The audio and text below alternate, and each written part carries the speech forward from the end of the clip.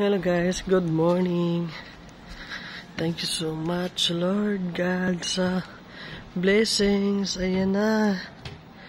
Thank you so much. Dumating na yung init guys. Kasi mga ilang araw din tayong walang init kasi may low pressure. Binaha pa kami dito sa Mindanao mga idol. Kaya thank you so much Lord. Dahil inaraw mo na ngayong araw na to kasi ang daming nabahaan. So thank you so much Lord sa blessings.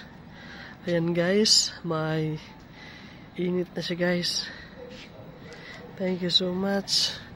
Doon kawawa doon papuntang Carmen o Davao City. Hanggang ngayon is pataas pa yung baha. Naka-hold pa yung mga idol, mga kamintin, yung papuntang Carmen, papuntang Davao City, papuntang Tagum City.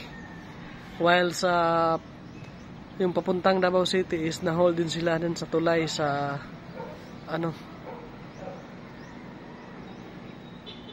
ayan. Guys, init na siya guys. Thank you so much for watching guys. Thank you so much. Bye bye. Love you all.